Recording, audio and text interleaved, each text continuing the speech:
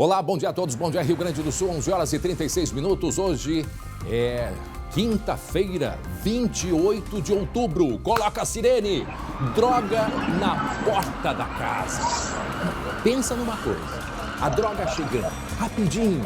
Era assim que os traficantes trabalhavam em Esteio, na região metropolitana. Esse é o primeiro destaque de hoje com ele. Bom dia, Lucas Abate. Oi, bom dia André, a todos que nos acompanham. Se durante a pandemia, o auge da pandemia, os criminosos investiram na teleentrega de drogas, agora, André, com o retorno do movimento, eles estão voltando às velhas práticas, ao ponto de tráfico de drogas. E o entra e sai em uma casa chamou a atenção da polícia. E André, os locais que eles deixavam as drogas para esses consumidores são totalmente inusitados. Daqui a pouco eu conto os detalhes. Até já, obrigado, Lucas. E direto da redação, o Glauco Paza tem novidades sobre os falsos agiotas que foram presos e já estão soltos e extorquindo novamente. Não é mesmo? Bom dia, Glauco Paza. Bom dia, André. Bom dia a todos. Pois é, eles têm cara dura e ainda tem esse fator aí de estarem em liberdade. Eles são agressivos, ameaçam. São aqueles agiotas que colocam índices acima das nuvens para cobrar credores que ficam à mercê. Mas por que eles estão soltos, hein? Daqui a pouco a gente fala. Até já. Obrigado, Glauco. 11h38, SBT Rio Grande. A sua companhia na hora do almoço já está no ar.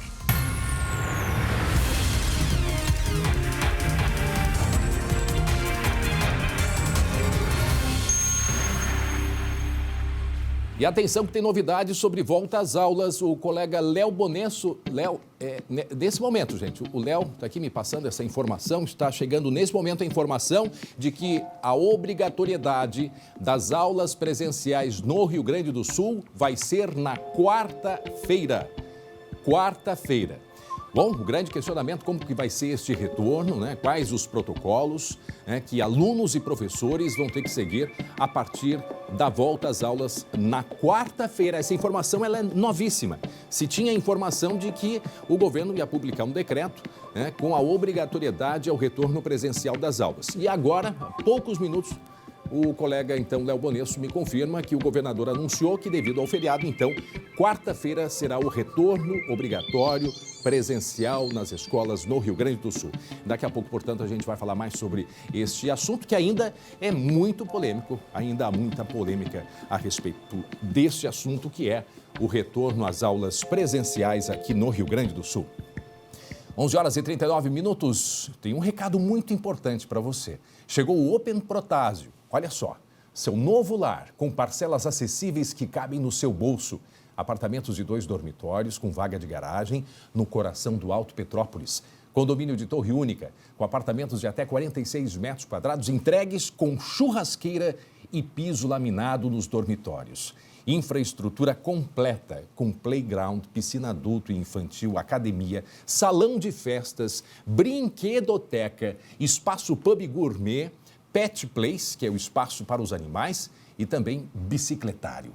Visite o estande de vendas na Avenida Protásio Alves, número 8129, ao lado do supermercado Center Shop. Ou ligue para esse número aqui, ó, 51 2500 7708. Tá aqui, ó, Open Protásio, abrindo uma porta para o seu novo lar. E já que estamos aqui falando e dando recados, eu quero mandar um grande abraço para os nossos amigos da Domino's Pizza. Né? Você quer uma pizza, você vai lá na Domino's com descontos especiais, principalmente se você fizer parte do Clube Ângelos, www.angelosclube.com.br. Domino's Pizzaria, um grande abraço a todos. Esses dias eu fui falar o nome da Domino's e eu não fiz a pronúncia correta. Então, faço a correção e dizendo, vai lá para comer uma pizza com descontos especiais, também se você fizer parte, principalmente, né, do Clube Ângelos. Tá aí, angelosclube.com.br. Muito bem, olha só, a gente fala agora da prevenção à Covid-19.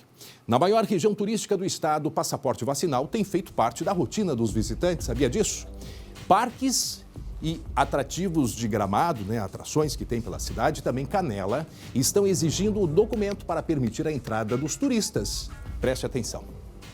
Ao chegar, o aviso está estampado nas placas. Atendendo ao decreto estadual, a entrada só é permitida se o visitante comprovar que recebeu pelo menos uma dose da vacina contra a Covid-19. Esta é a segunda semana que esse Parque de Canela está exigindo o documento.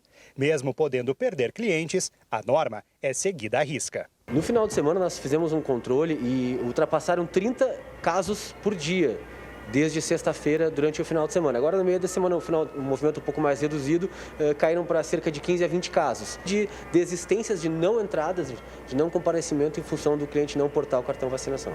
O visitante deve apresentar um documento de identidade e o cartão de vacinação. Uma alternativa mais prática é baixar o aplicativo do Conect SUS, no qual o comprovante fica armazenado no celular. Foi o que fez essa família do Espírito Santo, que antes de vir para a Serra já sabia da necessidade do passaporte. É muito legal, porque é uma segurança para todo mundo, né? Eu acho que vem em boa hora.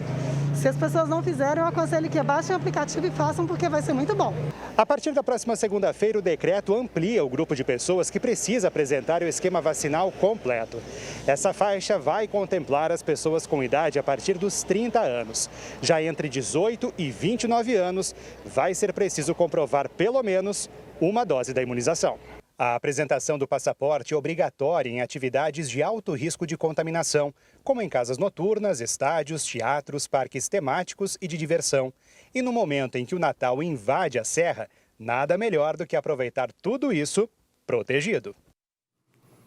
Pois é, e a Argentina reabriu hoje a fronteira com o Brasil entre as cidades de Paso de los Libres e Uruguaiana. O acesso estava fechado desde março do ano passado. Nossa, quanto tempo! Março do ano passado até agora são quantos meses? Março, abril, maio, junho, julho, agosto, setembro, 1 ano e 7 meses, né? Tudo isso em função da pandemia. Bom, para cruzar ao país vizinho vai ser necessário apresentar a carteira de vacinação com as 2 doses feitas, pelo menos, né, com 14 dias. Também é preciso apresentar o exame PCR negativo e fazer o teste antígeno ao ingressar na Argentina e também após 5 dias no país. As regras também são válidas para quem mora no lado argentino. O limite de pessoas que podem fazer a travessia é de 300 por dia. Está aí, portanto, reabrindo a fronteira entre Brasil e Argentina. Muito bem, agora o assunto é a retomada obrigatória das aulas presenciais no Rio Grande do Sul. Já tem data, Glauco Passo, a partir de quarta-feira. E se já tinha polêmica com relação a esta obrigatoriedade, não sabíamos quando seria este retorno, pois agora há pouquinho o governador Eduardo Leite confirmou que a volta às aulas, portanto, será a partir de quarta-feira que vem, não é mesmo, Glauco? Isso mesmo, André. Depende da publicação do decreto oficial e isso, conforme o governador, deve acontecer até amanhã. Assim que for publicado, então passa a valer. A gente tem toda a questão aí do feriado, né? Para muita gente, feriadão. Mas vamos ouvir o que falou o governador Eduardo Leite. Até amanhã o decreto com validade imediata, essa é a nossa intenção, com validade imediata para o retorno às aulas em caráter obrigatório, porque, como eu disse, a pandemia tirou vidas, né? Infelizmente mais de 30 mil gaúchos perderam suas vidas e está tirando futuros também, na medida em que a gente tem ainda uma adesão ao retorno à sala de aula, à escola, menor do que deveríamos ter. Então a gente está tornando obrigatório porque a gente não pode perder os futuros dos nossos jovens e crianças do Rio Grande do Sul. Bom, a medida atinge os estudantes do ensino infantil, fundamental e médio de todas as redes de ensino, tanto privada quanto pública, né, de todo o estado do Rio Grande do Sul. Nós conversamos também com a secretária de Educação, que diz que está acompanhando os índices de contaminação. Ela tem esses dados diariamente e, conforme ela, professores e alunos não representam risco para proliferar, digamos assim, essa questão aí da Covid-19. Não representariam, neste momento, um risco de aumentar os números. Segundo ela, o maior problema é mesmo o déficit no aprendizado. Vamos ouvir. Há uma prova contundente de que a escola faz falta para o aluno, não só na aprendizagem, como na questão socioemocional. Na aprendizagem, houve uma queda brutal, por mais que os professores tenham se esforçado, por mais que a secretaria tenha se esforçado para garantir computadores, treinamento digital e tudo, a aprendizagem foi muito baixa e nós temos alunos saindo do terceiro ano do ensino médio com a aprendizagem de matemática, por exemplo, muito abaixo daquilo que se deveria ter, né? Então, nós temos um impacto severo na perda de aprendizagens, que inclusive impacta na renda futura desse estudante e impacta na sociedade. Tem um risco social aí muito grande e ela também disse que o governo já liberou 28 milhões de reais de forma antecipada lá atrás para as escolas se adaptarem, porque existe um questionamento, principalmente do CEPERS, né? O Sindicato dos Professores, de que é difícil neste momento manter, por exemplo, os protocolos. É preciso manter o distanciamento, o uso de máscaras, o mínimo daquilo que a gente já vem vendo em outros setores da sociedade. Eu não sei se nós temos já a posição do CEPERS aí, que também se manifestou hoje pela manhã. A gente pode ouvir, então, essa questão do ponto de vista do Sindicato dos Professores. O CEPERS Sindicato é contrário à retomada obrigatória das aulas presenciais por várias razões. A primeira delas é porque a pandemia não encerrou. Também as condições estruturais das escolas se mostram insuficientes para receber todos os alunos, todos os professores, todos os funcionários. O público frequentador dessas escolas não está imunizado, principalmente os menores de 12 anos, que nem mesmo a vacina podem tomar. Soma-se a isso a precariedade das condições de trabalho e a falta de diálogo do governo com a comunidade escolar e com as entidades representativas para resolver essa questão. É bom que se diga, André, que as crianças ou adolescentes que têm comorbidades, que têm problemas de saúde, vão poder continuar com o ensino online. Essa é uma prerrogativa, tá? Mas a gente está esperando, então, a publicação oficial desse decreto aí para ter as regras realmente ali, explícitas, para a gente explicar para a população. Bom, uma coisa que é importante ficar claro, eu acho, Glauco, é com relação à posição do CEPERS. Eu acho que a gente precisa... A gente sabe que o problema das salas de aula são problemas já bastante antigos. É preciso que a gente saiba, né, que o governo também apresente quais escolas estão com problemas que impedem as aulas nesses locais. O governo ou o sindicato? Até os dois. Sim. Né? Porque assim, fica meio que, né, um jogo nessa história e a gente não tem quais são, afinal, as escolas. Né? Porque assim, por outro lado, o governo do estado anuncia uma descentralização daquelas obras, pequenas obras feitas na escola. Antes era tudo centralizado, era uma burocracia. E agora o diretor vai ter autonomia para fazer isso. Então, se tem escola, por exemplo, como o próprio CEPERS diz, com falta de luz, né, a gente precisa saber onde é que é e precisa uma posição do governo do estado. Agora, a gente precisa desse levantamento, porque é o seguinte, Glauco, a gente tem muitas pessoas que falam assim, mas as crianças vão se contaminar. Os números que se tem das escolas que já voltaram ainda em outubro, as escolas privadas, não houve contaminação interna. São pessoas que se contaminaram em casa. De fora, né? E um outro detalhe importante, não pode ir na aula. Vai na orla do Guaíba, vai no supermercado, vai no restaurante. Vai em festa, gente. Espera aí só um pouquinho.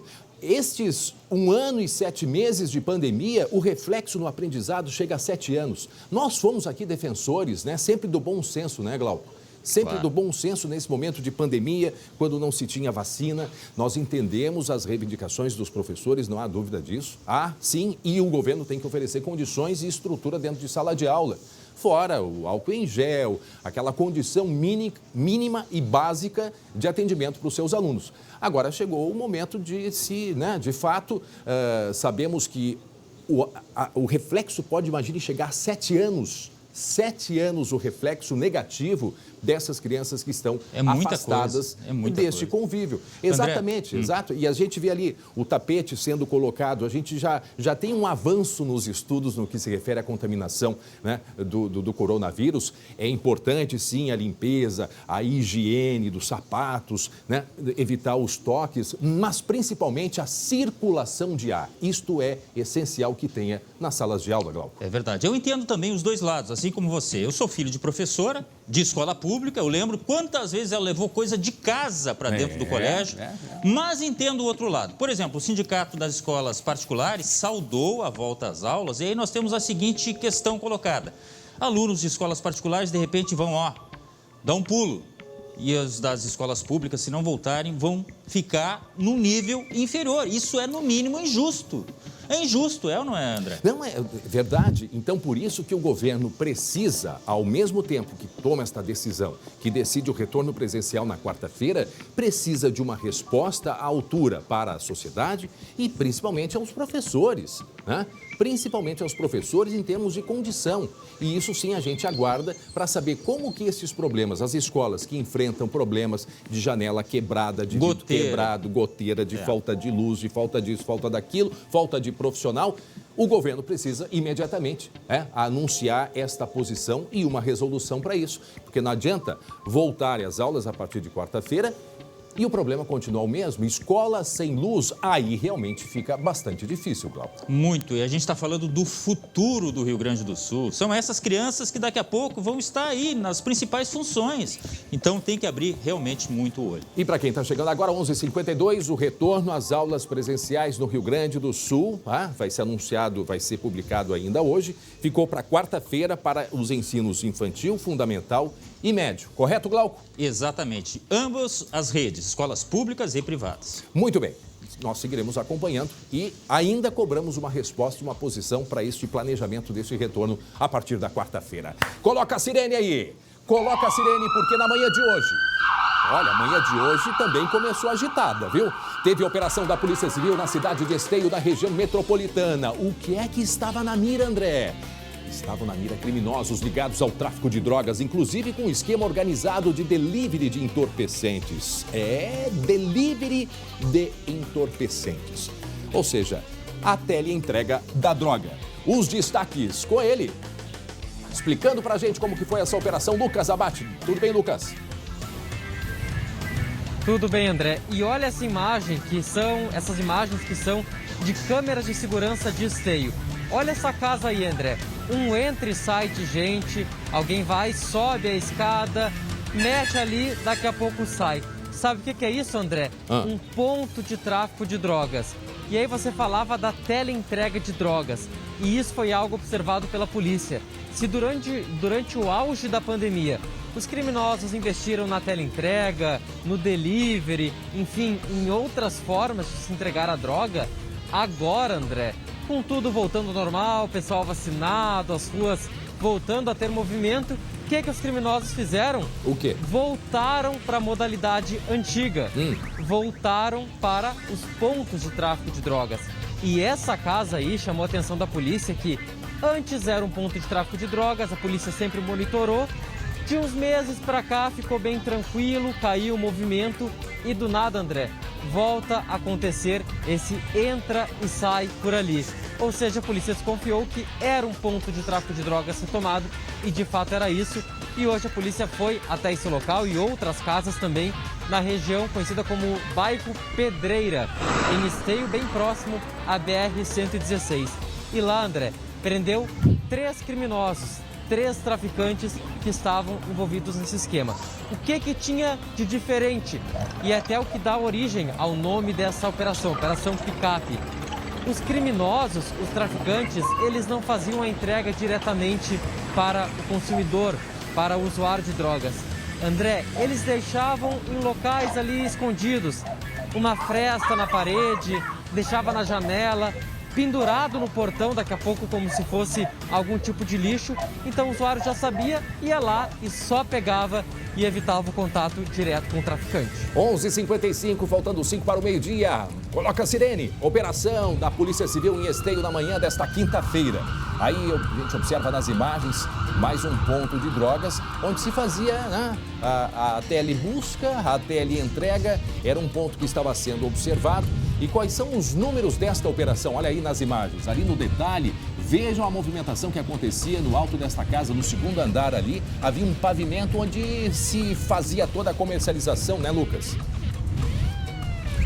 Isso, André. No alto dessa casa, no segundo andar, era o local onde os criminosos deixavam as drogas. Eles deixavam ali. Tinha fresta na parede, tinha algum buraco no chão, na janela. Ou seja, o usuário já sabia, certamente já fazia um contato antes, dizia o que ele queria levar.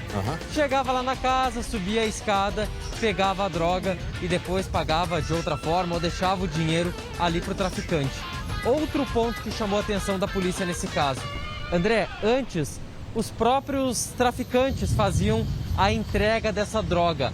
Agora, eles estão usando um outro tipo de mão de obra, a dos usuários. Muitas vezes, usuários ou que tinham alguma dívida, ou até queriam, de certa forma, um desconto, ou até mesmo uma prestação de favores. Esses usuários buscavam as drogas para eles, mas também faziam a distribuição para outros usuários ali na região de Esteio. Mas aí muda. Desculpa, Lucas, mas aí muda, por exemplo, esses usuários andavam com uma quantidade maior. E aí já passa, né, de consumidor a traficante, correto? Correto, André. Antes, essas pessoas eram apenas usuárias, eram consumidoras, buscavam a droga nesse local, mas assumiram nesse meio tempo e até, de certa forma, pelos trabalhos da própria polícia, que colocou muitos traficantes atrás das grades, a mão de obra, digamos assim. Então, esses usuários assumiram também esse papel de traficante. Então, até eram pessoas que tinham acima de qualquer suspeita, muitas vezes, não chamavam tanta atenção, iam até a casa, pegavam a droga e saíam para fazer a distribuição. E hoje, 3 desses criminosos foram presos em flagrante. A polícia até não tinha nenhum alvo específico hoje na operação, mas tinha locais em que suspeitava que ocorriam essas vendas. E foram nesses locais que os policiais prenderam essas 3 pessoas em flagrante hoje pela manhã. Nós conversamos com a delegada Luciane, que realizou essa operação, André, e a gente pode ouvir um pouco mais do que ela nos contou. Essa retomada, depois desse período mais crítico de pandemia, os locais, então, agora faziam a entrega diretamente para um usuário, ou pela janela da residência, ou pela porta, até por uma fresta. E esse usuário, que já tinha antecedentes por uso, ele pulverizava essa droga ali na região e também em outros bairros da cidade de Esteio. Antigamente, não era dessa forma, né? Era mais raro acontecer dessa forma. Eram os próprios traficantes que faziam as entregas. Muito bem, eu sei que o Glauco já quer fazer uma pergunta para ti, Lucas. Não, é que assim, ó, até compartilhando aquilo que a gente já falou, André, nós cansamos de ver carro que eles criam compartimentos, né? Agora, mocó nas casas, de mocosear droga nas casas, eu não tinha visto ainda. Você tinha visto, Lucas? Olha, eu já vi, Glauco e André, a gente já mostrou aqui, eu lembro, da tomada. Lembram? O pessoal que escondeu atrás da tomada, tirava aquela tampinha da tomada e escondiam drogas antes. Então, assim, ó, a criatividade deles não tem limite realmente. Agora lembrando, teve na luminária, tomada, na luminária, no sofá, teve no sorvete, pote não de açaí, não foi no pote de açaí dentro da casa, num pote de açaí, no porão, não teve no porão também? Debaixo do assoalho, na verdade, né? Debaixo do assoalho. Quer dizer, o que chama a atenção... No cano, exatamente, aquela droga que entrou pelo cano, que nós mostramos, né? Mas nesse caso, o que chamou a atenção era usar a mão de obra de usuários para traficar, né? Até porque eles precisam disso aí para consumir a droga, né? Não, e é uma maneira também de despistar, né? Lucas. Isso, André, até como diminuiu esse movimento, né, das pessoas que iam até a boca de tráfico comprar a droga, até por conta da pandemia, ficou mais cômodo para algumas pessoas receber via teleentrega, não se expor até o local. Agora eles usavam essa mão de obra de usuários, de pessoas que aceitavam ir até o ponto de tráfico de drogas para depois fazer essa distribuição também. Ou seja, era o pegue e leve com teleentrega também, André. Muito bem, agora meio-dia em ponto, estamos aí mostrando as imagens dessa operação que aconteceu na manhã de hoje em Esteio, região metropolitana. Ao todo, quantas pessoas foram presas? Foram, na verdade, 3 traficantes que foram presos, mas aí a gente vê as imagens dessa operação que, pelo visto, tinha uma movimentação bastante intensa aí nesse local, né, Lucas? Foram 3 pessoas presas em flagrante, André. A polícia tinha 10 endereços ali que eles identificaram que operavam como esses pontos de tráfico de drogas. Então a polícia foi nesses locais e encontrou 3 pessoas que foram detidas em flagrante. Agora, claro, a investigação vai seguir, apreendeu celulares, também vai ouvir essas pessoas para descobrir outros criminosos envolvidos com o crime de tráfico de drogas na cidade de Esteio.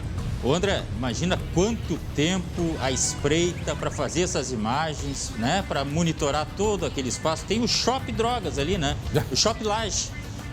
Em cima da laje tinha o Shopping da Droga, né? É verdade, aqui na região metropolitana, em Esteio. Mas daqui a pouco acho que o Lucas vai trazer mais detalhes e informações a respeito deste caso, desta operação.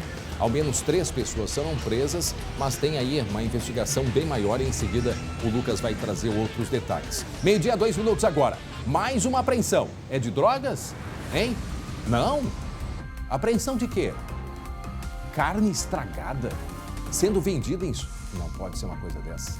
Carne estragada sendo vendida em supermercado e mais de 1 tonelada apreendida. Outros detalhes sobre este assunto no nosso Giro de Notícias.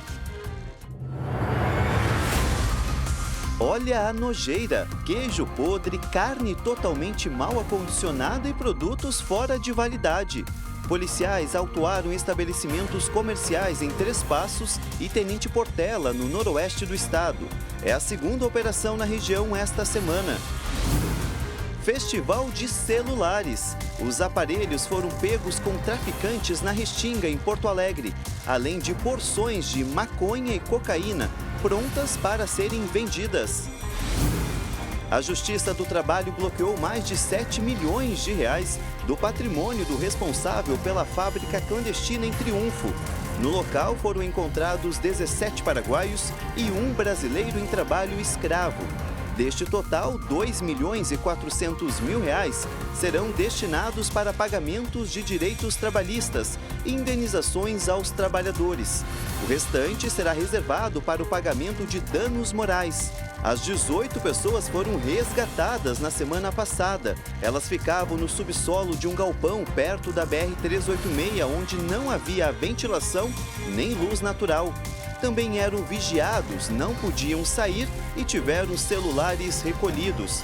A jornada durava 12 horas, sem descanso semanal, e os trabalhadores não recebiam qualquer tipo de pagamento.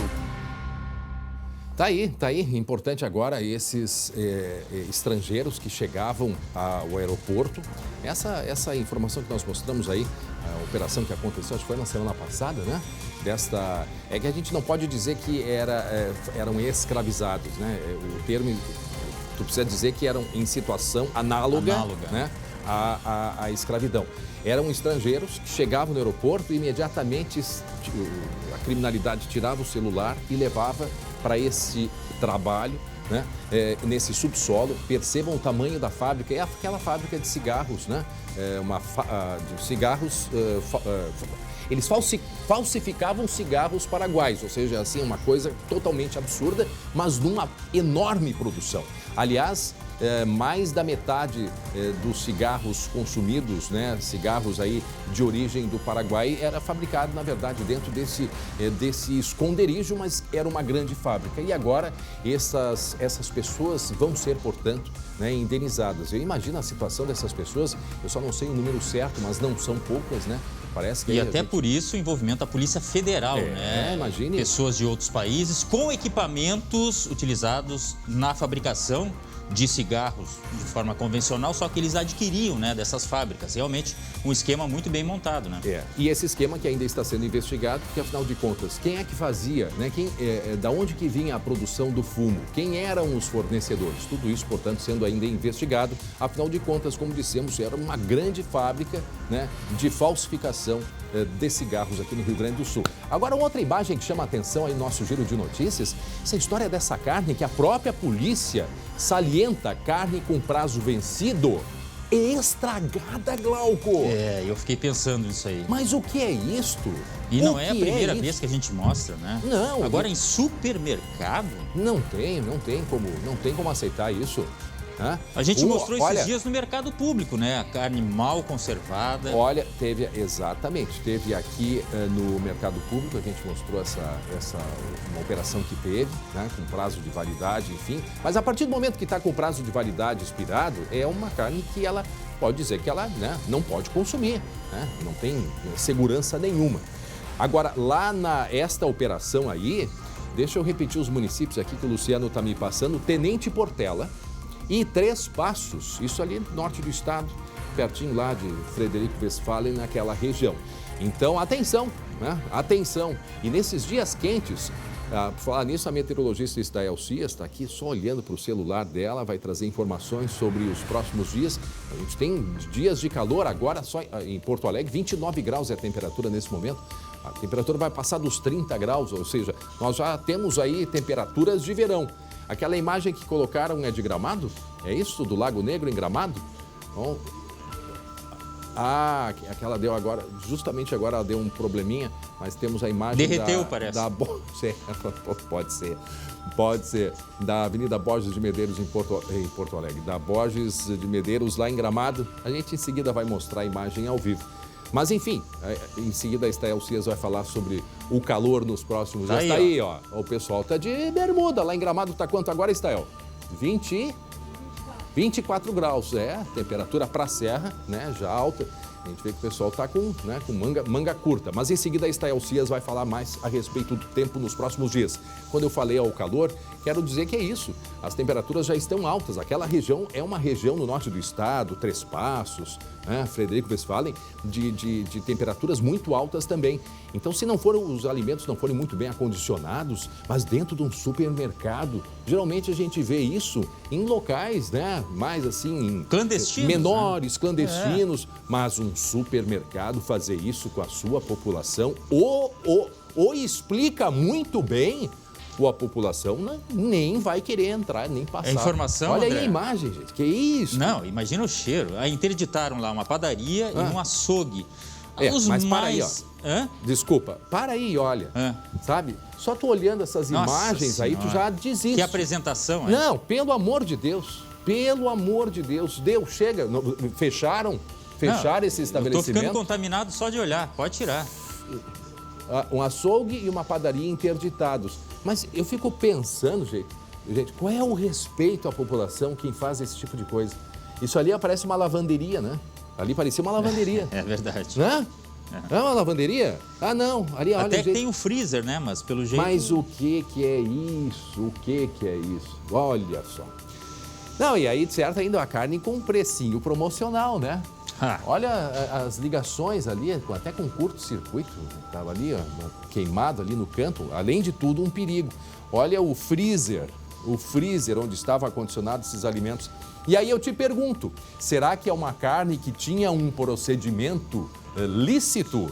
Não sei, pode ser até que seja, mas pode ser que não seja. Isso aqui era o quê? Cano de quê?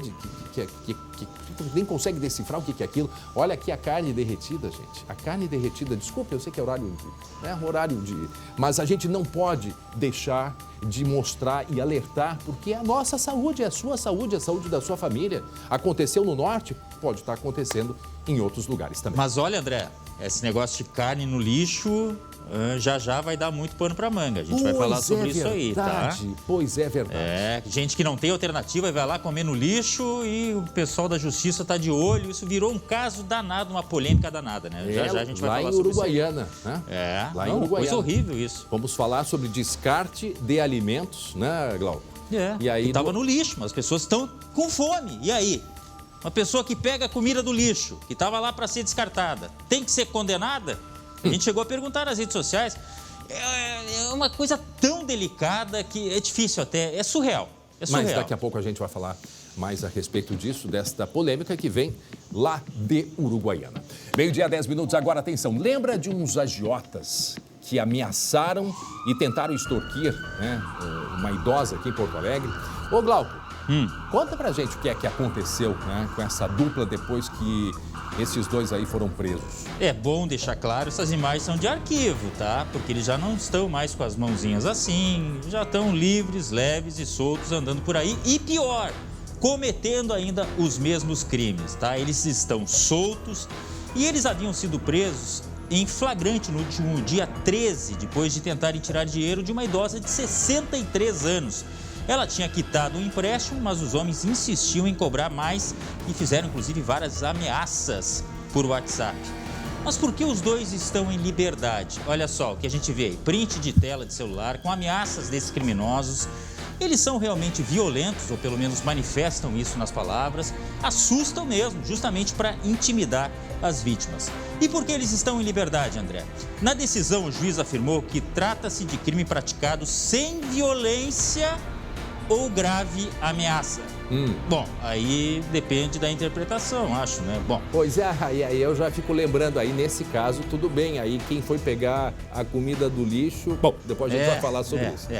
E que não estavam presentes as circunstâncias excepcionais que poderiam justificar a manutenção da prisão destes agiotas. Bom, aí é todo um juridiquês, né? Depois de soltos, eles voltaram a ameaçar as pessoas. Isso é muito grave. Vamos ouvir, André, um áudio, um pedaço pelo menos, que a nossa produção recebeu de uma vítima.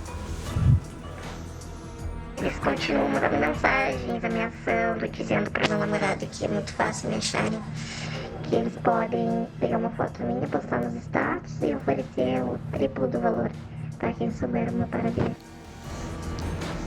É uma questão assim muito delicada, que as famílias, elas se sentem acuadas por esses homens. E lembrando, eles não são de instituições financeiras, fazem por conta, são criminosos mesmo, que oferecem com índices lá em cima e mesmo que a pessoa pague, eles continuam ameaçando, André. E tem uma segunda parte, tem mais um áudio ainda de uma das vítimas. Vamos ver. Daqui a pouquinho a gente vai mostrar mais um áudio, mais um trecho. Vamos lá, agora tá no ponto. Aí agora, por último mesmo, depois de ir da minha casa, filmaram, mandaram pro telefone do meu namorado. Oi? Na verdade, é a mesma vítima, mas outro trecho. Mas dá para repetir, Vamos repetir, Luciano, bota no ponto aí de novo. Aí agora, por último mesmo, depois de ir da minha casa, filmaram, mandaram pro telefone do meu namorado. Invadiram a casa dela. Quer dizer, é grave, né? Muito grave. E um dos argumentos para se manter na prisão é justamente não ameaçar e não interferir, né? Principalmente nas... Pois é, mas a decisão diz outra coisa, né? Que eles não representavam ameaça. Pois é, mas fazem justamente o que uma prisão, né, está dentro ali do bojo dos argumentos para se manter em presídio, para que não façam ameaças, né, aos denunciantes e tal. Neste caso aí, não só ameaçaram, como invadiram, conforme ela, a própria casa. Invadiram a casa dela, Glauco. Invadiram. E gravaram. Isso é lógico que é a sensação de impunidade, André. Isso é uma tortura para essa vítima. Mas para a família inteira, né? Pelo amor de Deus. Essa é a verdade. Bom, e aí como é que fica a situação deles? Estão soltos, é isso? Estão soltos agora, a gente não sabe que rumo vai tomar isso aí ainda, porque nós recebemos esses áudios da vítima e nós resolvemos mostrar aqui para realmente chamar a atenção para a gravidade do caso. Essas pessoas, agiotas, estavam presos, foram liberados e na maior cara de pau continuam fazendo a mesma coisa. Pois é, agora tem assim, essas provas que a gente, não sei se o pessoal está prestando atenção aqui nas conversas de WhatsApp, mas tem aqui um dizendo que vai ameaçando, vai tirar a língua dela fora, vai gravar. Pô, pelo amor de Deus. E outra coisa, André, quem é que vai pagar para ver? As pessoas têm medo, com toda razão. Aqui a ameaça está explícita. Claro. Tá aí, ó. E vamos te pegar, para exemplo, gravar um vídeo arrancando tua língua fora. Isso é lá do começo ainda, esses prints são lá do início, mas eles continuam com a mesma forma de proceder. Inclusive invadiram a casa dela, gravaram, em algum momento, certamente, que não estavam na casa, mas... Quer dizer, agora, ousadia. Eles sabem muito bem aonde que é. É o caso, né, de se ter uma segurança até para essa família, já que estão aí soltos. Uma proteção tem que ter, né? É verdade. Muito bem. 12h15 agora, 12h15, um policial militar aposentado foi preso em Cidreira, acusado de matar uma mulher trans na zona norte aqui de Porto Alegre. O colega Guilherme Roquete está ao vivo com o delegado responsável por essa investigação, que é o delegado Gabriel Lourenço. Oi, Guilherme Roquete, boa tarde. Boa tarde também para o delegado que nos acompanha. Boa tarde, André. Boa tarde a todos. Esse caso, André, ele aconteceu no domingo, dia 17 agora desse mês. Só que tem um desdobramento. O Instituto Geral de Perícias já realizou uma perícia dentro desse carro, é um Fox cinza. Ele detectou a presença de sangue lá dentro do carro e esse sangue agora vai passar por um exame de DNA para saber se ele de fato pertence à vítima, que é uma transexual. cujo apelido era Dalila, né? O nome é Douglas. Esse crime, delegado, então, ele aconteceu no dia 17 desse mês. Como é que foi esse caso? O que esse policial que já está preso relatou para os senhores, delegado? Bom, boa tarde a todos, boa tarde, André. É importante destacar que a Polícia Civil, por meio do Departamento de Homicídios, conseguiu solucionar esse caso de forma bem rápida e de forma bem efetiva. Nós tomamos conhecimento desse crime por volta de terça-feira e já na quarta instauramos um inquérito policial. Nas primeiras diligências já foi possível a identificação do autor e nós representamos junto ao Poder Judiciário pela expedição de mandados de ordens judiciais a fim de localizar esse suspeito e também de apreender o veículo para que pudessem ser realizados exames periciais nesse veículo. Sim. Como você já falou, foi detectada a presença de sangue humano no interior do veículo e agora nós iremos realizar um exame para compatibilizar o sangue encontrado com o perfil genético da Dalila. Delegado, os senhores já entendem que o crime de homofobia, o crime de ódio por questão de gênero, já não deve se encaixar nesse caso, embora o senhor ainda não tenha concluído esse inquérito? Perfeito. Nós entendemos que essa possibilidade é uma possibilidade remota, uma vez que nós coletamos já diversos elementos que fazem a investigação entender que não há motivo relacionado ao gênero da Dalila, no caso. Delegado, só para a gente poder contextualizar, então, o André, esse crime ele aconteceu no dia 17 agora desse mês. O cidadão que está preso, que é um policial militar aposentado, ele estava circulando por uma região ali da zona norte de Porto Alegre, teria se aproximado, então, da Dalila com o vidro aberto. Foi quando, então, essa trans se aproximou do veículo, teria entrado no veículo e a polícia agora quer saber, André, se com consentimento ou não do motorista. Os dois teriam discutido, teriam se desentendido, até o momento, então, que a Dalila teria, segundo a investigação da polícia, apontado uma faca para o motorista e o motorista, então, realizou esse disparo. Mas foi mais ou menos por aí? Essa é a apuração dos senhores, delegado? Exatamente. Os fatos se delinearam basicamente dessa forma como você os apresentou.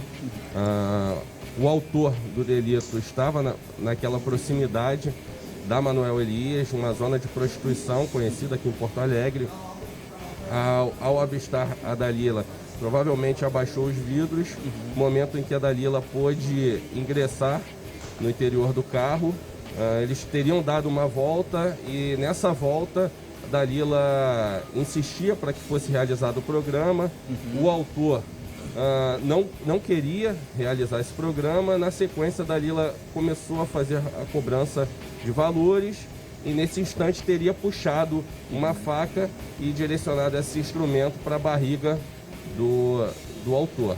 Foi nesse instante, foi nesse momento em que ele sacou a sua arma e deu um único disparo que a atingiu na região do crânio.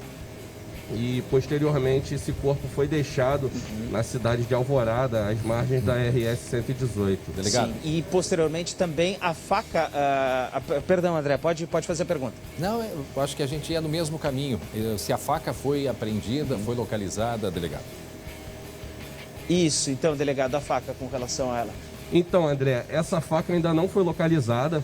O suspeito alega ter alargado na freeway, então nós estamos tentando localizá-la, mas até o momento ainda não foi possível realizar a apreensão desse objeto. E ele foi preso lá em Cidreira, né, delegado? Perfeito. A prisão foi realizada em Cidreira. Nós iniciamos um trabalho de vigilância e monitoramento em relação ao suspeito e pudemos perceber que ele transitava no litoral norte gaúcho. Foi então que nossa equipe deslocou até a Cidreira e conseguiu fazer a captura desse indivíduo naquela cidade. Glauco? Perfeito. Glauco. Não, a pergunta aqui de leigo, e algumas pessoas em casa podem ter a mesma dúvida, a direção do tiro, justamente crânio, isso representa algo muito específico? Quer dizer, se fosse uma legítima defesa, né, ou por ele ser policial, ele mirou exatamente no crânio? O senhor tem uma explicação para isso? Bom, até o momento nós não temos uma uma explicação para isso, mas fato é que a distância era muito curta, uma vez que ele estava no banco do motorista, a vítima no banco do carona. Então, não há ainda uma explicação para se houve ali uma tentativa de acertar exatamente a cabeça da vítima ou se foi um disparo no instinto de sobrevivência, um disparo ali sem uma mira, né? Mira exata. Delegado... Esse carro, ele permanece aqui... diga, André. Não, completa, depois eu pergunto. Esse carro permanece? Não, pode. Eu ia dizer que o carro permanece aqui à disposição de vocês. Já foi realizada a perícia, delegado? Como é que fica agora? Exato, já foi realizada a perícia, a gente aguarda o resultado do exame, bem como o exame em que será feita a análise da compatibilidade do sangue encontrado com o sangue de Dalila. Perfeito. E na sequência esse carro será restituído à família do autor. Perfeito. André. Só para encerrar, delegado, então, quer dizer, a arma branca, né? A faca, ela foi jogada pelo policial, pelo ex-policial, é isso? Ele disse que jogou pela janela. Isso. Perfeito. Ele alega que essa faca teria sido arremessada por ele quando ele estava em direção à região do litoral. Mas não seria uma prova para ele? Oportunidade em que essa faca oportunidade em que esse policial tentou ali lavar esse policial aposentado, no caso o autor, teria tentado aí lavar o veículo a fim de remover possíveis vestígios do crime. O que nós já sabemos que não conseguiu, não obteve êxito, uma vez que já foi encontrado o sangue humano no interior do veículo. Eu acho que o André ia perguntar se não seria uma oportunidade para ele se defender, caso ele não tivesse descartado a faca, delegado. É uma prova? Seria uma oportunidade para ele se defender, né? Como o André diz agora, é uma prova, poderia ter sido uma prova a favor dele, caso ele não tivesse descartado essa faca no caminho. Perfeito, seria com certeza aí um elemento que iria corroborar ainda mais a versão apresentada por ele em sede de delegacia. Ok, então. André. Agradece, delegado Gabriel Lourenço. Obrigado mais uma vez por conversar com a gente. Obrigado, Perfeito, delegado. obrigado, delegado. Então, obrigado por participar. Muito bem, agora todos mídia. Contem sempre com a Polícia Civil. Muito obrigado, delegado. Muito obrigado. Que seria uma prova, né? Ele estando alegando que foi ameaçado com a faca, né? E a faca, ainda mais um policial, ex-policial, que sabe como que as coisas funcionam, seria uma maneira de comprovar, reforçar a própria versão. Meio-dia, 24 minutos. Muito bem, a gente fala agora de uma questão muito polêmica, que é um homem, né, e um adolescente tentaram matar a fome, né, no lixo, e o caso foi parar na justiça. Bom, isso aconteceu, como eu disse, em Uruguaiana, na fronteira oeste do estado, e o Glauco vai explicar para a gente porque há um posicionamento da justiça, do juiz, e o Ministério Público tem uma outra posição, não é mesmo, Glauco? Pois é, que assunto polêmico, que coisa assim que a gente, né, acha até a certo ponto ser surreal, né? Mas aconteceu sim. Aliás, aconteceu em agosto de 2019 neste supermercado aí, num grande supermercado lá de Uruguaiana. Os dois, né, o adulto e o adolescente, entraram na área deste supermercado e levaram fatias de queijo, calabresa e bacon. Detalhe, todos esses alimentos estavam com data de validade já expirada, ou seja, estavam vencidos e por isso tudo seria descartado. Só que eles foram pegos pela polícia. A brigada foi chamada e a polícia prendeu esses dois. Prendeu um e apreendeu o outro que era menor de idade, né? Eles foram indiciados e ambos acabaram absolvidos pelo princípio da insignificância. O que significa isso? A defensoria alegou que o lixo não tem preço. Logo, não é furto. Se é algo que não tem valor, não poderia ser furtado. Isso, no caso, a defesa dele, justamente. Né? Exatamente. Através da Defensoria Pública. Só que o Ministério Público recorreu, André. Nós conversamos hoje pela manhã com o defensor público, que agora está trabalhando neste caso. Antes era uma defensora, agora ele assumiu esta causa aí. E ele reforçou esta tese de que lixo não tem preço, enfim. Vamos ouvir. Se não existe uma lesão ao patrimônio, zero, nenhuma, não há crime. Portanto, o fato das pessoas catarem, revirarem o lixo para se alimentarem, isso não é crime, porque seria até mesmo impossível, né, um prejuízo patrimonial para o supermercado. Pois é, uma situação muito delicada. O maior de idade, o adulto, ele tem antecedentes já por outro crime. Mas, conforme o defensor, isso não interfere em nada no caso atual. Uma coisa é uma coisa, outra coisa é outra coisa. Inclusive, o crime foi praticado lá em 2005. Agora, este caso aí do supermercado vai ser julgado no Tribunal de Justiça, numa instância superior. E o defensor criticou o desenrolar de toda essa história aí desse processo. Vamos ouvir. Está claramente privilegiando, né, a proteção do lixo. Olha, assim, esse que é o ponto central. A acusação está priorizando a proteção do lixo em detrimento do ser humano, da dor do ser humano, do drama do ser humano. E é isso que nós não concordamos, né? E vamos brigar para a decisão aqui de primeiro grau em Uruguaiana ser mantida. E aí, André, te pergunto, pegar o alimento vencido do lixo é crime? O questionamento nesse caso aí é assim, tentando ser bastante isento nesse momento, mas o que quer dizer um, o que quer dizer o outro? Porque o que acontece? O Ministério Público, né, que tem essa versão de manter condenação aos dois, nós temos aí a Defensoria Pública, né, que são os defensores, os advogados desses dois indivíduos, e, no caso, o Ministério Público. O que diz o Ministério Público? Porque, vejam bem, surge uma série de perguntas, Glauco, né? Primeiro, em que circunstância aconteceu, aonde que eles entraram, em que horário eles entraram, aonde que foi. Era no pátio, em local restrito, tá? Bom, eles não cometeram nenhum tipo de dano, né, no prédio, eles não invadiram durante a madrugada, né? Eles sabiam que havia uma área restrita e que ali estavam acondicionados alimentos que iam ser descartados. E esses alimentos, né, somam R$50. Aí tem presunto, tem queijo, tem mais alguma coisa aí, né? Bacon. E bacon, correto. Bom, então o que acontece? O Ministério Público está dizendo que não pode usar este princípio da insignificância, né, porque pode estimular outros crimes maiores, né? Mas o que disse o juiz, né, e a própria defensoria? Eles não teve dano ao patrimônio, eles não fizeram ninguém refém, eles não estavam armados. Eles foram em uma área restrita onde ia ser descartado o lixo. É aquela velha história, eu não sei quem é que foi que deu o início, o start para a situação, porque eles, quando foram abordados, porque eles já tinham saído, e aí eu acho que aí o supermercado acionou a polícia, a brigada militar que foi lá atrás deles. É o tipo de coisa que tu resolve em 5 minutos, Glauco. É o tipo de coisa que poderia ter sido resolvida, né, de uma outra maneira, ter tido um outro fim, né? Porque não proporcionar a esses dois aí, mas no passado, um ótimo momento para eles, né, dar uma oportunidade para se recuperarem, quem sabe, mas... Sabe, dá um alimento novo, tá? Faz um serviço aqui, pelo amor de Deus, tem tantas alternativas. E aí se foi pelo lado mais desumano que pode-se, nesse momento, principalmente no momento, foi em 2019, é isso? Isso, exatamente. Foi em agosto de 2019. A gente não estava na pandemia ainda, né?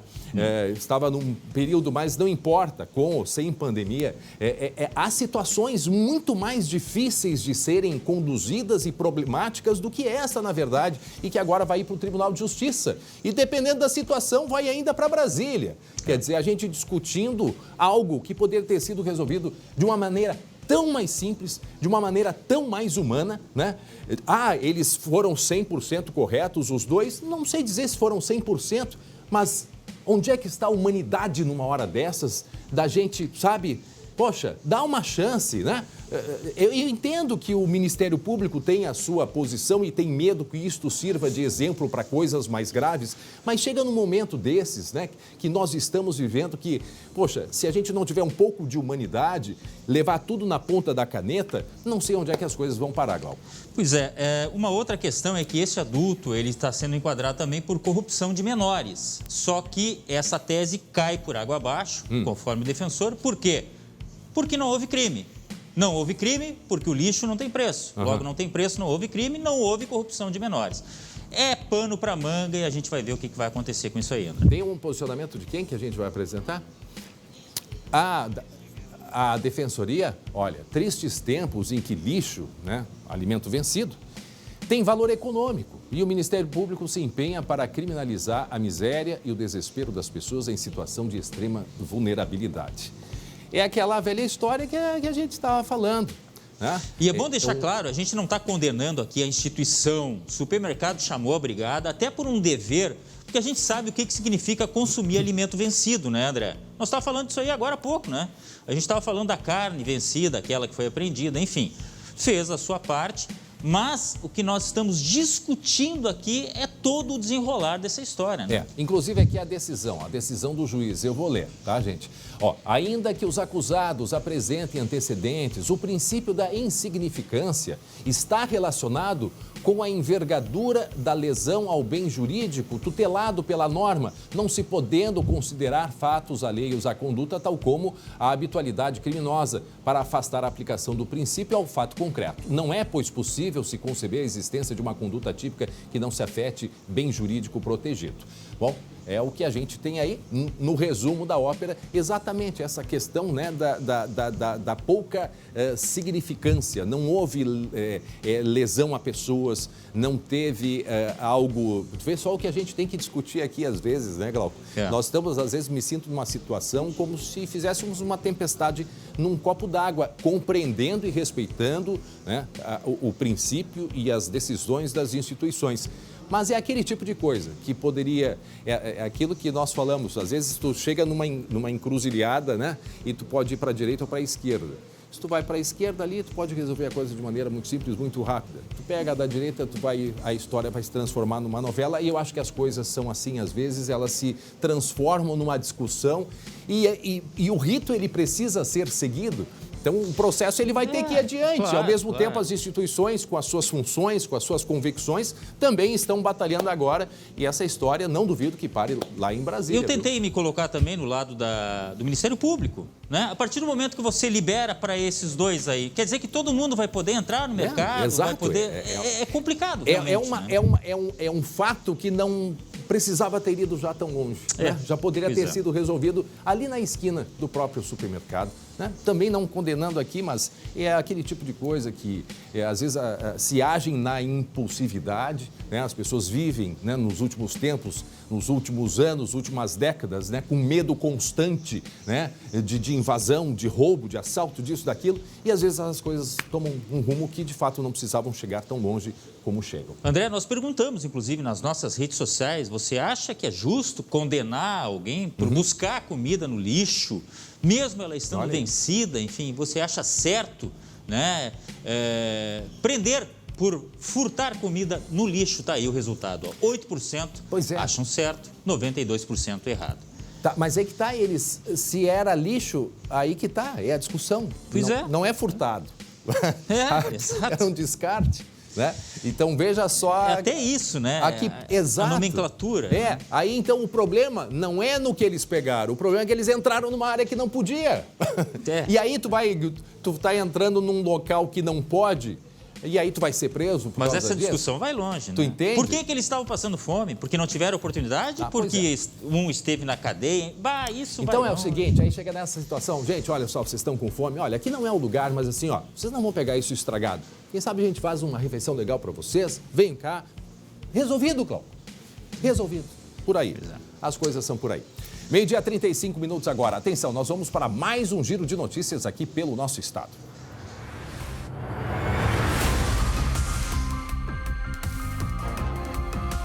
Quilos de cocaína e crack dentro deste carro em Passo Fundo. Tudo vinha de Santa Catarina e seria entregue no Norte Gaúcho. Os policiais encontraram um fundo falso no veículo, onde estavam escondidos dezenas de tabletes de droga, que seriam vendidos em porções e poderia dar lucro de até 6 milhões de reais. O motorista de 50 anos, que é do Paraná, foi preso em flagrante. 30 mil maços de cigarros apreendidos neste carro em Santa Bárbara do Sul, no noroeste do estado. 2 homens foram presos em flagrante. A carga era contrabandeada. A abordagem foi na BR-285. O furgão estava com placas clonadas e equipado com rádio comunicador. Atenção, meio-dia 36. Atenção, informação que chega nesse momento. Pode colocar a sirene, porque foi descoberto um plano agora há pouquinho. Atenção, foi descoberto um plano de agora há pouco. A Brigada Militar descobriu um possível plano de fuga de detento da PASC. Vejam aí o mapa que foi encontrado dentro de um carro. Coloca o mapa ali. O colega Lucas Abate está se posicionando e em seguida já vai trazer as informações sobre esta tentativa. Olha ali, o mapa com detalhamento, Glauco, de todas as repartições, os locais deste possível, né? Considerado, a gente fala possível porque nós não podemos aqui confirmar. Mas a informação que chega agora. Atenção, meio-dia 37 minutos. A Brigada Militar descobriu todo este mapa que pode ser, sim, bandidos que estariam planejando, inclusive, explodir um posto de combustível. Ou seja, plano de fuga, de resgate de um preso e a tentativa de explodir um posto de combustíveis. Sim, já vou chamar o colega Lucas Abate. Estou só chamando a atenção dos nossos telespectadores, porque a informação chegou há pouquinho. O Lucas Abate se posiciona e vai trazer agora os detalhes para a gente do que foi encontrado, do que aconteceu agora há pouco, Lucas. Pois é, André, são informações ainda preliminares que a todo momento a gente está buscando atualização, mas o que já se tem confirmado, André, foi encontrado às margens da RS 401, que é aquela rodovia que liga a BR-290 até o Complexo Prisional de Charqueadas, um carro. Dentro desse carro, um fuzil, um colete à prova de balas e o que chamou a atenção dos policiais, esse mapa, André, um mapa da penitenciária de alta segurança de Charqueadas, o que indica que esses criminosos estariam armando um plano de resgate de um preso, de uma liderança de uma facção criminosa aqui do Rio Grande do Sul, de alta periculosidade, que está lá na penitenciária de alta segurança de Charqueadas. O que se tem no momento, André? O helicóptero da Brigada Militar está sobrevoando a região e um grande cerco policial. Viaturas da Polícia Civil, Brigada Militar e até mesmo Polícia Rodoviária Federal. Os policiais estão em uma área de matagal agora, com apoio desse helicóptero, buscando os criminosos que estavam nesse carro. Ô, Lucas. André, ainda são informações preliminares, a polícia está lá no local buscando mais informações, mas tudo indica que esse plano estava sendo armado e planejado para resgatar esse criminoso que é conhecido como Fábio do Gás. Quem é ele, André? Uma das maiores lideranças do tráfico aqui do Rio Grande do Sul e que, inclusive, já foi transferido para a Penitenciária Federal, mas retornou ao Estado. Lucas, nesse mapa a gente consegue com uma dificuldade. Aqui nesse onde tem esse desenho do preso, resgate, aí a gente não consegue... É, o Fábio do Gás, tá aí, Fábio do Gás. O helicóptero, coordenadas para pouso de resgate. Isso aqui está escrito aqui, gente, por favor. Mostra aqui. Aqui, ó. Coordenadas para pouso de resgate. Aqui eu não consegui decifrar à direita o que está escrito. Né? Local, Avenida Oswaldo Aranha, 440. Aqui em Porto Alegre, Oswaldo Aranha, 440 seria o local de pouso. Local de pouso que seria usado. Oswaldo Aranha, 440, bairro Bonfim. Aqui, o prefixo do helicóptero aqui seria? Eu acho que me parece que é o nome da empresa, inclusive, ali, né? Alguma coisa Fly. Pode ser. Embaixo, contenção para fuga líderes, homem, 13 homens, fuzil e pistola, o que é aqui? Não sei o que. Armamento, não? Armamento, fuzil e pistola. 13 homens com... Portanto, atenção, meio-dia e 40. Informação que chega agora do colega Lucas Abate. A Brigada Militar percebeu um veículo, né, Lucas? Percebeu um veículo e dentro deste veículo encontrou-se um mapa. Para quem não acompanhou, explica de novo o que significa esse mapa, o que é que aconteceu, aonde que estava esse carro, Lucas? Claro, André, vamos reforçar até que são informações preliminares, até porque as equipes estão nas ruas agora, policiais, fazendo esse cerco. Então são informações preliminares que chegam. Esse carro foi encontrado na RS 401, que é a rodovia que dá acesso à região do Complexo Penitenciário de Charqueadas. Dentro desse carro, fuzil, colete à prova de balas e esses mapas que indicam um possível plano de fuga, de resgate de criminosos que estão na penitenciária de alta segurança de Charqueadas. Alta segurança apenas o nome, André, porque já faz um tempo que é apenas de média segurança e pelo que se tem de informações já levantadas, inclusive já se sabe até mesmo quem seria o preso a ser resgatado, esse que é conhecido como Fábio do Gás, que é uma liderança do tráfico que já até foi transferida para a Penitenciária Federal por conta da periculosidade. André, até esses planos, claro, a gente não tem como decifrar exatamente, tudo isso vai ser material de investigação a partir de agora para confirmar se de fato era um plano mesmo, se é alguma situação para até despistar as autoridades, mas isso foi encontrado dentro desse veículo. E pelo que se tem, André, também tinha um possível plano de usar um bote através do rio Jacuí, que passa bem próximo aos fundos da penitenciária de alta segurança, usar esse bote também para fazer essa operação. Mas tudo isso vai ser levantado a partir de agora. O foco agora das equipes de inteligência da Brigada Militar.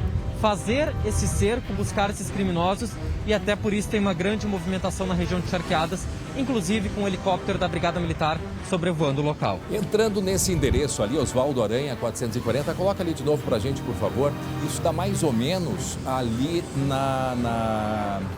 um pouquinho antes da entrada no túnel da Conceição. Esse endereço que aparece, 440/1000, tem aqui, parece um número de apartamento. Parece um número de apartamento. Parece um número de apartamento, mas como dissemos, isso apenas ainda uma suspeita do que seria um plano, não sei se talvez o lugar onde fosse levado. Isso também tudo pode ser informação, justamente como disse o Lucas, para despistar, né? Para despistar. Nós estamos aqui, conseguimos o mapa e, portanto, tem as coordenadas para resgate que a gente não consegue decifrar devido, né, à dificuldade ali dos números, mas seriam então as coordenadas para o resgate. Não sei se seria para o local de destino, para onde seria levado, mas como dissemos, isso tudo pode ser também falso, né, Lucas? Mais um detalhe que chega agora sobre essa ocorrência é que esse carro aí, esse veículo, que eu já vou dar o modelo dele, mas que tem nas imagens, ele foi visto por equipes que fazem a escolta de presos. Viram esse veículo, desconfiaram da atitude, então os agentes da SUSEP, da Superintendência dos Serviços Penitenciários, pediram o apoio da Brigada Militar, da Polícia Rodoviária Federal, então eles foram fazer essa abordagem e nesse momento eles abandonaram o veículo com o que tinha dentro e fugiram para dentro de um matagal que fica às margens da RS 401. Por isso que o carro está nesse local agora e se tem um cerco, uma grande área de matagal ali e se tem esse cerco aí que inclusive está ganhando reforço a todo momento, até mesmo com o uso do helicóptero da Brigada Militar. Ô André, mas se fosse para despistar, é muito estranho que eles estivessem ali no veículo, né? E aí, abordados, tivessem fugido. Então, isso aí se for concretizada essa informação, seria cinematográfico. Olha só a estrutura que foi montada, né? E se confirma também essa possibilidade, né, Lucas? Não sei se confirma, mas as informações que a gente tem de um posto que poderia, inclusive, ser explodido, faria parte deste plano, mas não sei se o Lucas pode confirmar. Sobre o carro, me passou um Cerato, né? É um Cerato, é isso? Um Kia Cerato. Um Kia Cerato. Um Kia Cerato. Um Kia Cerato, isso aí, só fazendo a... E aquela imagem que nós mostramos ali do mapa de fuga é latitude e longitude que aparece ali do helicóptero, que seriam as coordenadas, né?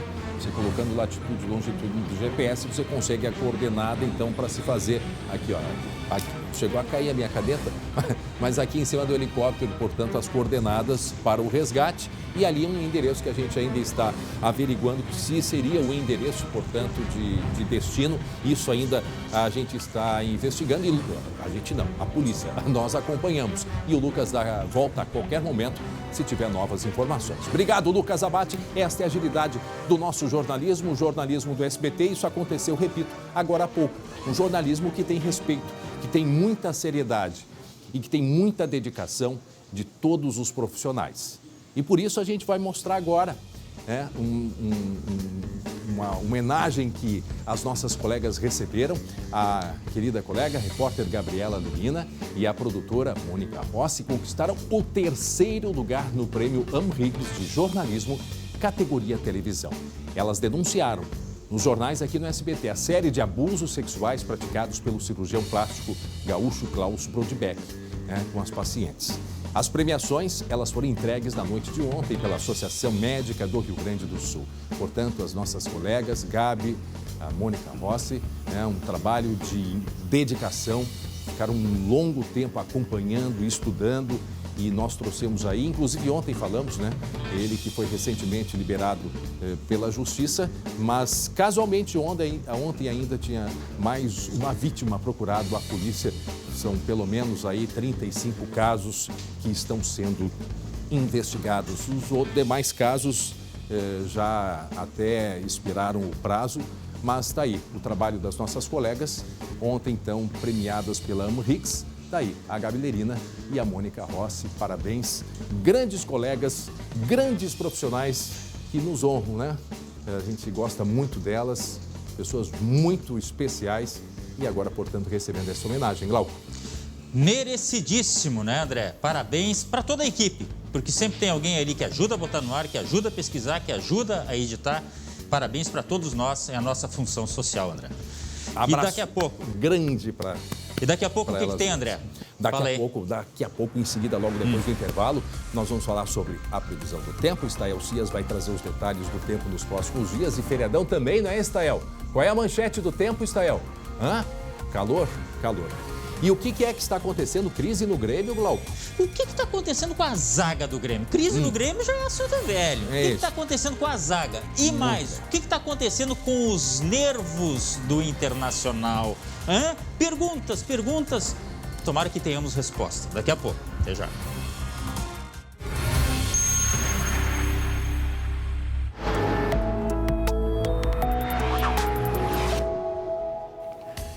Meio-dia, 52 minutos. Sim, chegando Estael Cias para falar desse tempo. Temperatura de 29 graus. Vai a quanto hoje à tarde, Estael Cias? Vai longe, vai uns 32, 33 graus novamente. Dia de verão. De verão, temperatura alta. Olha o outro lá. Eu disse, olha o vento lá fora. É que tá bom aí com o ar-condicionado, Aqui eles desligaram. Aqui o negócio tá ruim. E ao ar livre tá assim também, mas no final da tarde o vento chega também e dá um refresco e traz um alívio hoje. Ontem fez muito calor pelo estado, André, as imagens mostram aí céu claro em todo o Rio Grande do Sul. A temperatura chegou a 36 graus e 6 décimos lá em São Luís Gonzaga. Tivemos marcas altas de temperatura em diversas áreas da fronteira oeste. Aqui na Grande Porto Alegre a temperatura passou dos 34 graus na capital. Então, a gente ressalta que nesses dias de céu claro, com vento norte, olha, 35 termômetro de rua marcando em Porto Alegre, isso ontem à tarde, e com radiação ultravioleta lá em cima, porque a gente vê o céu azul, céu limpo, sem nuvens. Então, nesses dias, realmente tem que sair de casa protegido com filtro solar, mesmo que vai ficar exposto por poucos minutos, é importante ter essa proteção, porque eu sempre falo, a radiação ultravioleta ela tem um efeito acumulativo, a gente não percebe instantaneamente. Claro, fica aquele vermelhão, pessoas mais claras como eu sentem imediatamente aquele vermelhão, fica a pele manchada, mas no longo prazo a radiação ultravioleta pode trazer aí prejuízos à pele.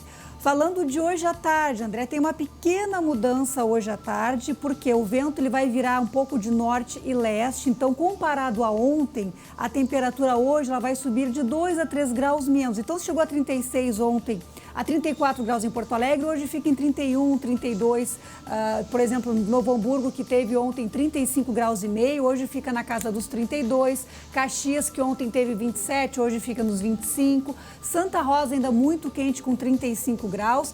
Interessante a amplitude térmica que eu não mencionei, porque hoje pela manhã fez 4 graus em São José dos Ausentes, 5 graus em Soledade, vários municípios tiveram temperatura baixa e agora essa tarde aí ensolarada em grande parte das regiões, com 32 graus em Uruguaiana, 31 em Santa Maria. Em Pelotas, ontem fez 36 e hoje faz 30 graus. Realmente vai refrescar, entre aspas, né? Vai refrescar bastante comparado com a tarde de ontem, porque... A cara do Glauco vai refrescar, tipo assim, Sai de 36 para 30. Não, de 36 para 30 graus a gente percebe.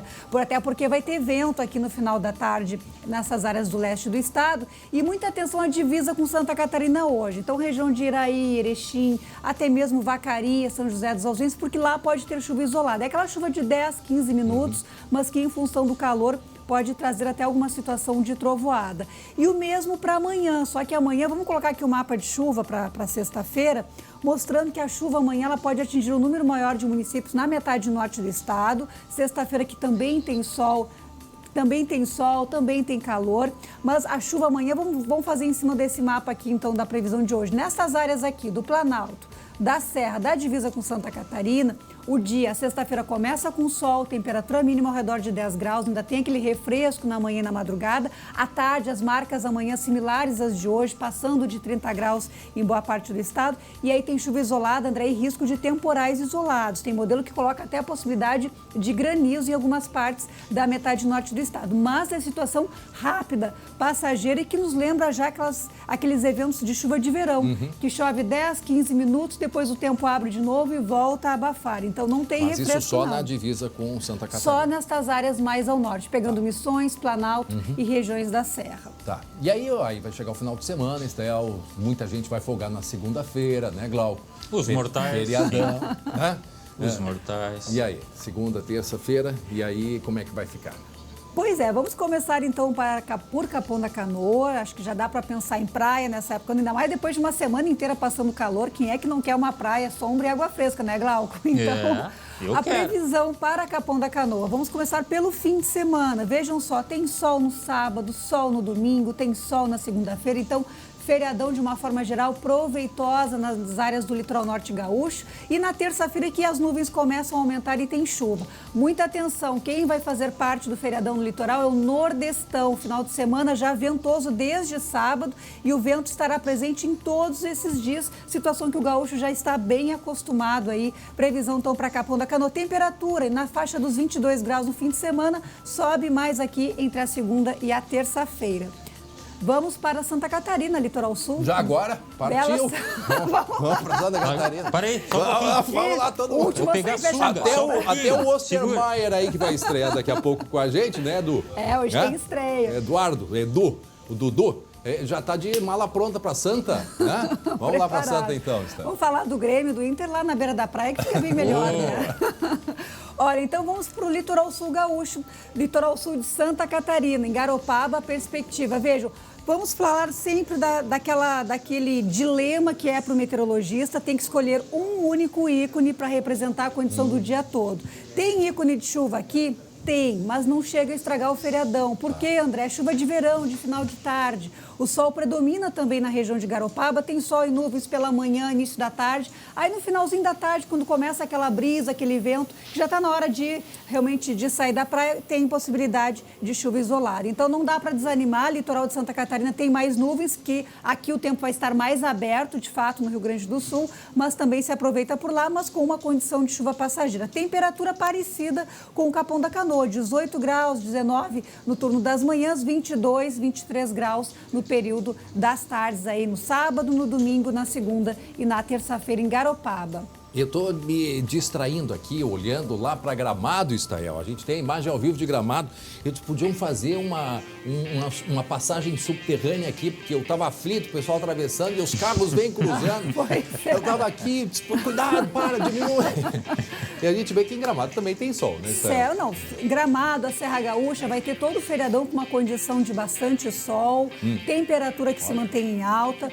Tem rajadas de vento para lá também, vento nordeste, vento leste aí no final de semana e no feriado. Então, para quem for para a Serra Gaúcha, vai se dar bem, leva filtro solar. Não é porque que é serra que não tem radiação ultravioleta em alta também por lá.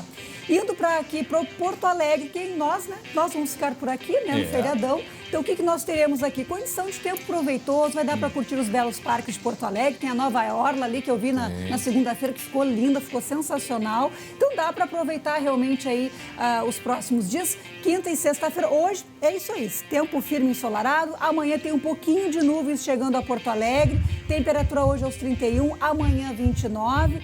Fim de semana segue o calor, sábado com sol. No domingo tem chuva, mas também chuva de verão, chuva isolada, chuva passageira. E segue, vou pegar meu leque, hein? E segue o Glauco se abanando. Não, tá ruim, né? Agora veio aquele pingo aqui, sabe? Aquele pingo que desce. Tá bem, Israel, nos vemos quando, Israel? Segunda-feira. Segunda-feira aqui. Então a gente vai aí com calor, né? Com bastante certeza, calor. com bastante calor. Até lá. Beijo grande, Israel Cias. Agora 1h em ponto, na hora da gente falar de esporte.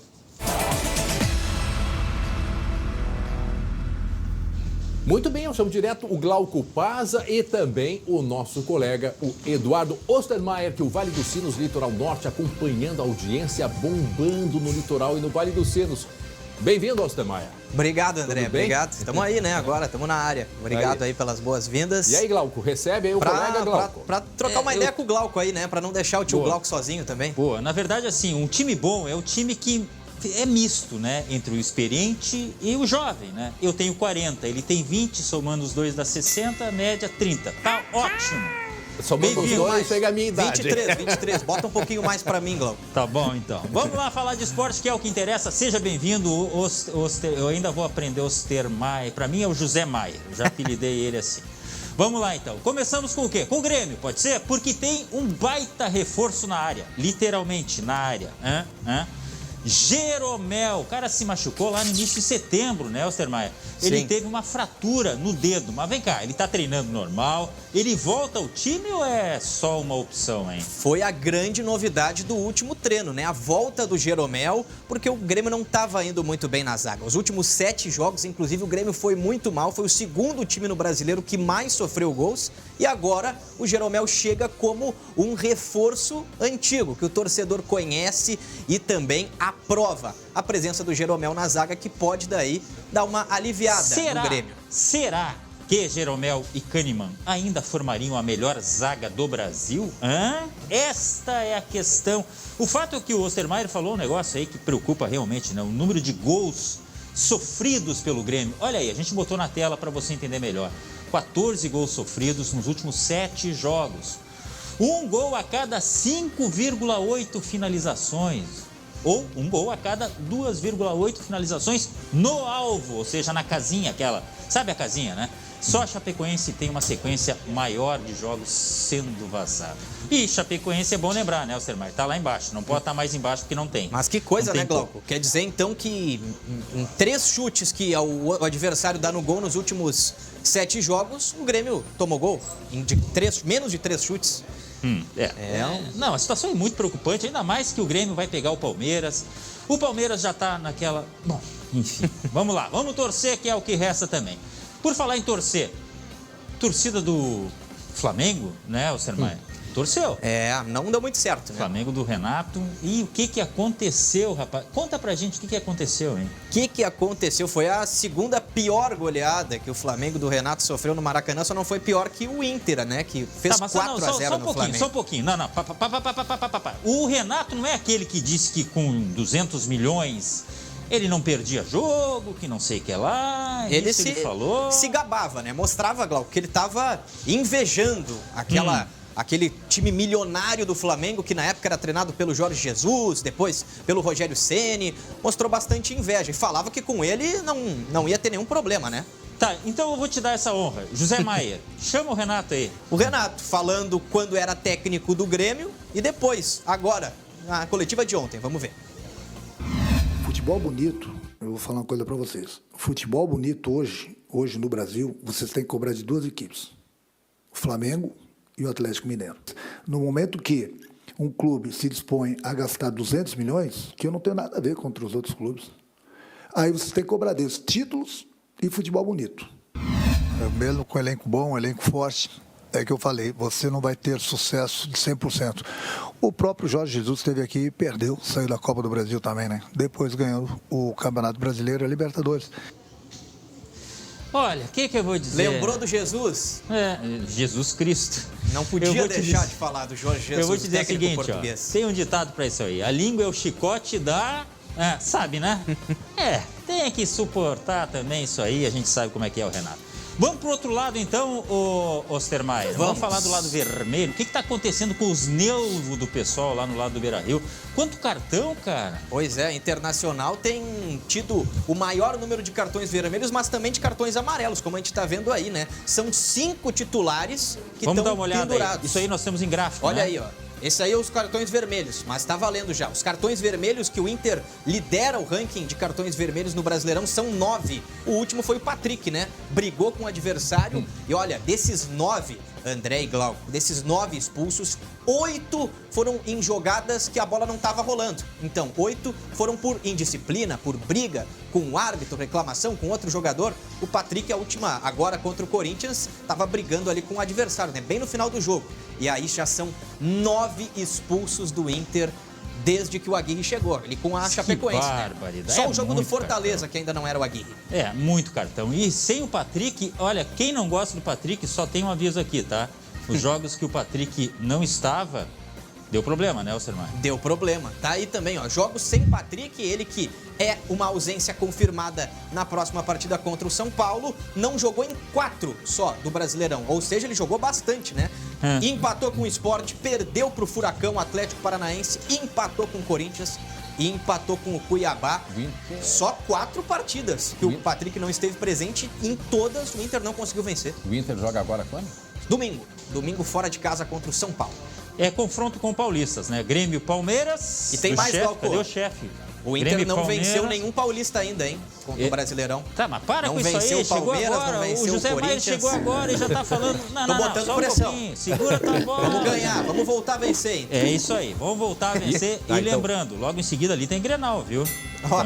Eu nem queria começar a falar, né? Semana que vem a gente entra na Semana Grenal. E nem dá tempo também. Então nós temos o Inter, que joga domingo, e o Grêmio também. Né? Grêmio também. Muito bem-vindo, Ostermaier. Depois vem aqui que o tio vai te ensinar os negócios, tá Obrigado, Glauco. Você vai aprendendo. E aprende aí com esse tio que tá do lado aí, que ele tem muito mais tempo de casa, ó. Muito.